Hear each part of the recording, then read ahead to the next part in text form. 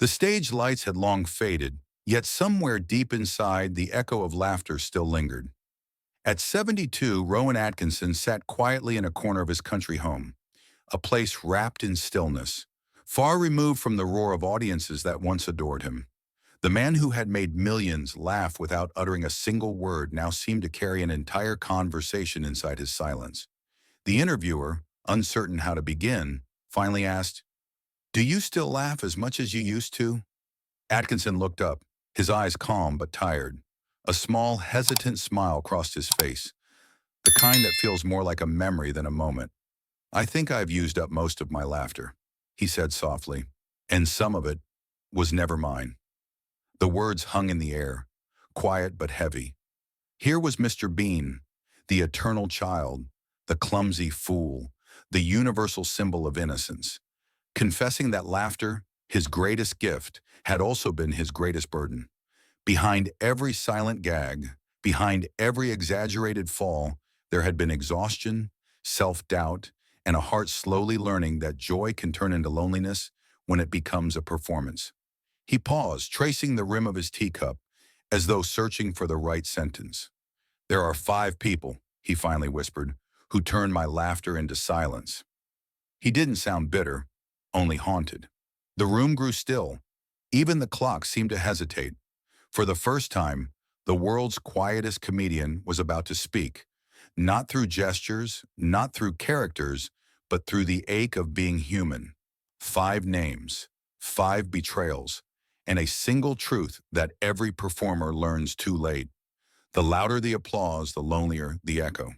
Before the applause, before the mass and the global fame, Rowan Atkinson was a quiet boy who preferred shadows to crowds. He grew up in the damp calm of County Durham, England, a land of rolling hills, long rains, and fields that seemed to hum with solitude.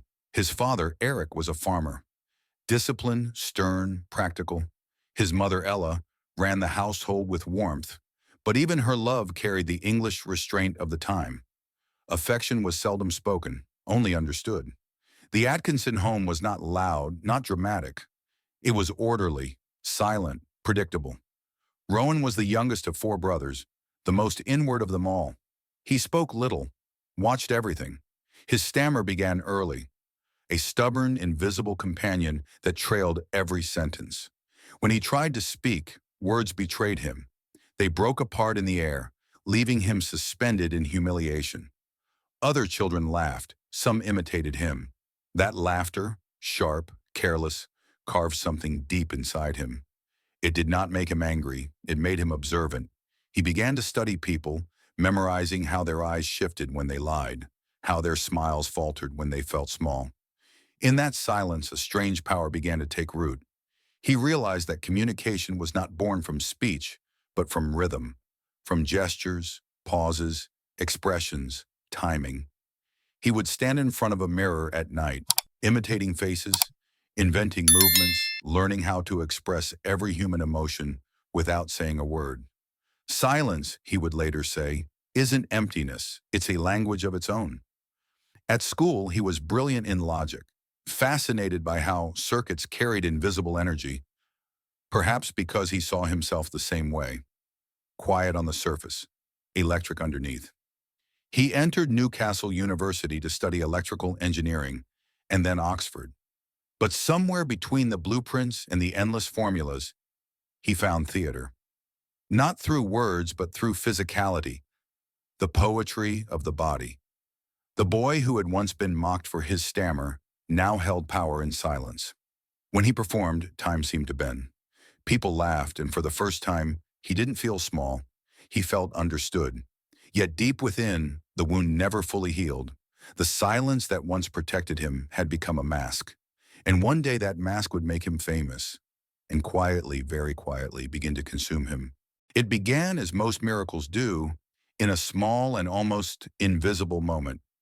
Rowan Atkinson, the quiet boy who once rehearsed expressions in front of a mirror, stepped into the light, not with a shout, but with a silence that made the world lean closer. His years of observation, of restraint, of quietly studying the absurdity of human behavior had turned into a gift. What once isolated him was now his weapon, What once humiliated him became his art. At Oxford, he joined the Review, a comedy troupe where intellect met timing and wit became theater. He wasn't the loudest nor the most confident, but when he walked on stage, something shifted. His body spoke in a grammar of gestures. His silence filled rooms in ways words never could. He made audiences laugh, not because of what he said, but because of what they recognized in him. The clumsiness of being human, the fragility of trying to appear composed. Television soon followed. Not the 9 o'clock news revealed a different Atkinson.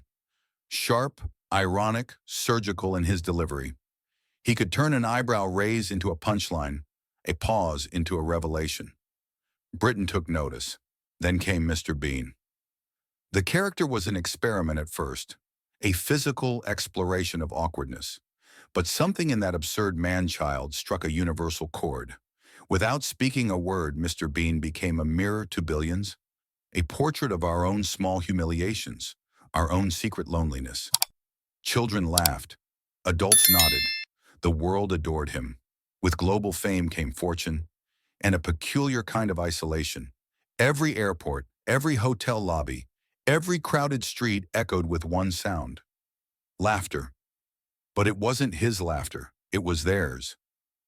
People think laughter is shared, he said once, but when you live inside it long enough, it becomes something that belongs to everyone except you. Behind the camera, he was obsessive, meticulous to the point of exhaustion. He could spend hours refining the blink of an eye, the tilt of a head, the rhythm of a fall. Every gesture had to be exact, every silence perfectly timed. His collaborators saw genius, but to Rowan, it was survival. Control in a world that had once mocked him for imperfection. The more flawless his art became, the less real his life felt. Fame elevated him to myth, but myths are lonely creatures. No one wanted to know Rowan anymore. They only wanted Bean. And when laughter became constant, it stopped sounding like joy. It began to echo like distance. He smiled for cameras. He answered politely. But somewhere between the applause and the empty hotel rooms, he began to understand. The higher you climb in laughter, the deeper the silence waiting beneath it. Fame for Rowan Atkinson did not arrive like a storm. It settled like fog. Thick, constant, beautiful from afar, but suffocating when you stood inside it too long. What had once been applause began to sound like demand. People wanted the same laugh, the same expression, the same clumsy innocence. Over and over again. He was no longer Rowan, the artist. He had become Mr. Bean, the brand. The first cracks appeared when the laughter began to feel heavy. Filming days turned into endless rehearsals. His perfectionism, once his strength, began to eat away at him. He could spend 12 hours on a single scene, chasing precision no one else could see. Every mistake stays with me, he confessed once. Even when the camera stops, I can still feel it playing somewhere in my head. Sleep grew scarce. Joy became mechanical. The laughter that used to heal now left echoes that wouldn't fade. But the deeper wounds came not from strangers. They came from the people closest to him. Fame is a strange mirror. It reflects admiration, but it distorts intimacy. His long hours, his obsessive focus, began to distance him from the very people who had once kept him grounded. Conversations turned into arguments. Companionship turned into quiet resentment. The cost of global laughter, he discovered, was personal silence. The tabloids fed on his exhaustion. They built stories out of loneliness, speculated on failures, painted him as difficult, detached, eccentric. He read the headlines, said nothing. The world that once adored him now watched for flaws, and when they found them, they smiled. That's the price of perfection, one journalist wrote. He agreed, but only privately. As years passed, the glow of recognition dulled into weariness. The fame that had once seemed limitless became a cage without doors. He loved his craft, but he no longer loved what it demanded from him. The laughter stopped feeling like music, he said. It became a sound I was trapped inside. It was around this time that the betrayals began. Quiet, unexpected, and devastating. 5 faces, 5 moments that would turn the world's laughter into the sound of one man's silence. When Rowan Atkinson finally spoke of the 5 people who had turned his laughter into silence, he did not do so with bitterness.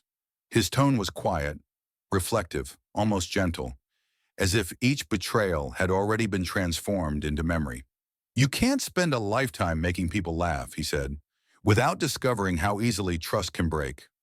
The first person was a teacher, the man who had once stood at the front of his childhood classroom, whose voice still echoed in his head decades later. Rowan was 10, trembling, his stammer turning every word into a battle. The class laughed. The teacher smiled too. "Speak properly, Atkinson," he said. "The world won't wait for you to finish." That sentence planted a seed of fear that grew for years. The idea that he had to earn the right to be heard. When he became Mr. Bean, silent and wordless, it wasn't just art, it was rebellion. His way of saying, "I don't need to speak for you to listen." But he never forgave that man for teaching him shame before kindness. The second was a colleague, a producer from his early television days. Atkinson, meticulous and passionate, had poured himself into sketches that pushed boundaries. But in the world of show business, creativity is often sacrificed for convenience. When a script he'd written was altered and credited to someone else, he learned that not everyone who laughs with you is on your side. That betrayal didn't just wound him professionally, it taught him to guard his ideas as fiercely as his emotions. From then on, he worked in solitude, not out of arrogance, but out of protection. The third was a friend turned stranger, someone he had trusted implicitly. A man who had shared his early struggles, the long rehearsals, the late-night doubts. But fame changes gravity. Where there was once camaraderie, there grew envy. Secrets were sold, stories exaggerated, trust converted into currency. It wasn't the betrayal itself that hurt, Rowan later said, but realizing that my laughter had become someone else's meal ticket. After that, friendship became something he approached with caution, measured in gestures, not words. The fourth was love, the kind of love that once gave him rest, a refuge from performance. His first marriage had begun with tenderness, 2 people who understood each other's quietness. But as years passed, fame created a distance words couldn't bridge. The cameras followed, the tabloids speculated, the private became public. "You can survive failure," he said, "but you can't survive being misunderstood by someone you love." When that relationship ended, he smiled for the press, but something inside him dimmed. The laughter that had once filled his home became the echo of what used to be. And then there was the fifth person, the one who had always been waiting behind all the others. Himself. For decades, Rowan Atkinson had been 2 men, the performer who gave joy and the man who quietly watched it slip through his fingers. He betrayed himself each time he pretended the laughter didn't exhaust him, each time he hid pain behind the precision of a performance. He demanded perfection from his art and silence from his heart. He turned emotion into structure, feeling into form. The world saw genius. He saw emptiness carefully arranged into rhythm. He had built a character who never spoke because speaking had once hurt too much. He made people laugh because he couldn't stand to make them see. "The truth is," he once confessed, "I never wanted attention. I only wanted to be understood."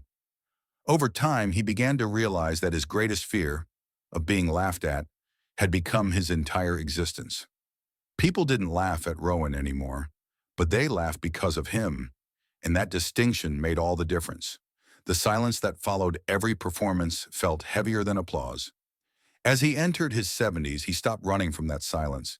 He began to embrace it, to treat it not as punishment, but as peace. He spoke less in interviews, appeared rarely in public. When asked if he missed the stage, he smiled faintly. "No," he said, "I've had my share of noise. The rest of my life belongs to quiet." Those 5 betrayals had not destroyed him. They had shaped him, refined the laughter until it became wisdom. Behind the world's most famous silence was a man who had finally learned to listen, not to audiences, but to himself. And maybe, in that quiet, he found the truest form of comedy, the ability to laugh at life without letting it devour your soul. These days, Rowan Atkinson no longer seeks the spotlight. The world that once demanded his every expression now fades gently behind him, like a stage after the curtain falls. He spends his mornings walking along the quiet lanes near his countryside home, where the air smells of rain and soil. There, no one calls him Mr. Bean. There are no cameras, no rehearsed smiles, only stillness and the soft echo of birdsong. Sometimes he sits by the window, reading or tinkering with his car, his lifelong fascination with machinery undimmed. The silence that once haunted him has changed shape. It's no longer emptiness, but something close to harmony. He has begun to understand that laughter, like music, isn't meant to last forever. It exists in moments, bright, brief, and enough. In rare interviews, he speaks slowly, as if measuring every word before releasing it into the air. "I used to think performance was about control," he once said. "Now I think it's about surrender." There's no trace of regret in his voice, only recognition. The man who once feared stammering, who turned silence into art, has found peace in speaking softly, in saying only what must be said. He looks back now with gratitude, not for the fame, but for the journey through it. The teacher, the friend, the colleague, the love, the mirror. Each betrayal left its mark, but also its lesson. They took away his ease, but they gave him depth. They turned a boy who stammered into a man who made the world listen without a word. In the end, laughter and silence were never opposites in his life. They were companions, dancing around each other like shadow and light. Without silence, his comedy would never have breathed. Without laughter, his silence would never have healed. As evening falls, he sits at his desk, watching the last light fade through the rain-streaked window. Somewhere, a faint sound escapes his lips. Not quite a laugh, not quite a sigh. Can a man who gave laughter to the world ever find peace and quiet? Or does true peace come only when the laughter finally belongs to no one?